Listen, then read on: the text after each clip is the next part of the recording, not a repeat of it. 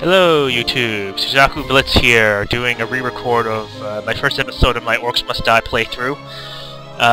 There's been a little bit of discussion saying my audio is a bit low, so I'm going to try to rework it a little bit. What I should have done initially was made a couple test runs and compared my audio levels compared to a lot of other videos on YouTube, and now that I've done that, I think this is a bit more manageable and might need to make a bit more tweaking, but otherwise it just should sound a lot better than what it was initially and a lot clearer.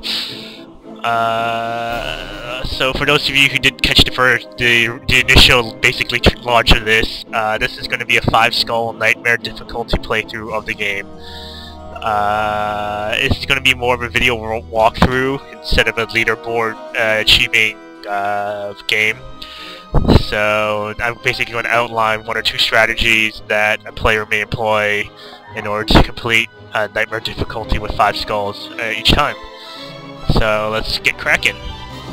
I like Orcs Must Die because it's a third-person shooter combined with a good tower defense mechanics with good music, good one-liners, and fun combat. So here we go. Hopefully, here we go. I've spent 300 years fighting for the Order. I've killed thousands of orcs and defended dozens of rifts. And this is how it ends. One slip and a kobold's blood, and my skull cracks open on the gatehouse steps. So now the task of defending this fortress falls to my apprentice. That's it then. The world is doomed. And here we go. As you can tell, Master does not have much faith in his apprentice, but we're going to go prove him wrong right now. The game itself, or rather, not the game, but I know It's all up to me now. Well, hang on. Well, crazy old man. Let's get started with on Weavers. You get access from the Weavers off the get-go. Knowledge of Weavers generally is not recommended, but I just happen to like the combination of spell magnification and a coin forge to generate a ton of cash on the initial get-go. I will be the first to admit that my voice isn't really the best. I don't enunciate very well. I don't sound as good as, like, say, some LPers like Royal Mithro. I don't have the energy like Melisorius, but given how action-oriented the game is, I felt that doing an audio commentary would serve the game much better than using silent commentary, which would take away from the action. There's a couple notable differences on Nightmare difficulty, the most notable being all the standard orcs come with shields, which require you to break them, before you can actually kill them. So make sure that either you double layer your traps so that the first layer can kill the shields, the second layer can kill the orcs, or you manage to get rid of all the shields before they enter your kill zone, so it's very easy to take care of them. Another notable difference is they throw you into the action off the get-go.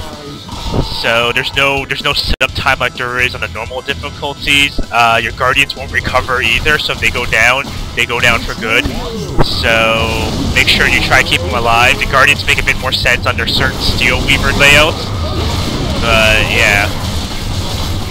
Normally a lot of people at this point in time like using the secondary of electricity, but I'm not the biggest fan of it because of the fact that I want to be able to pinpoint my attacks, and that I need to be able to combo shield destruction into magic spells.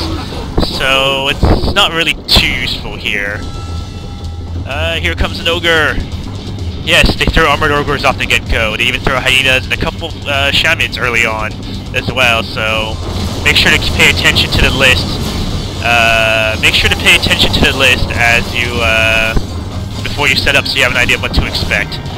Of course, standard ogre strategy: kite them back into your traps.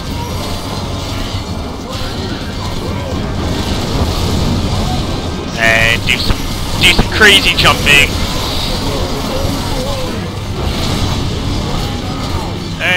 Come on, come on, come this way. Come this way. Uh-oh, that's not good, that's not good, that's not good. There we go. Oh, fixed. That was me being silly. That solves that problem. I probably got it. I was trying to kill him on the Corn Forge for a lot of money for no particular reason, but that was a very bad risk of mine, so please don't do that. Overall, since it's the first level, there's very limited space where you can actually put up traps. So, I'm stuck to this Coin Forge, a grinder, this barricade, turret trap, and that. I would like to put up some auto turrets, but unfortunately I can't.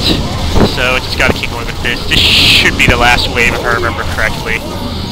And of course, it's me misplaying my electricity, my mana levels, and that's it.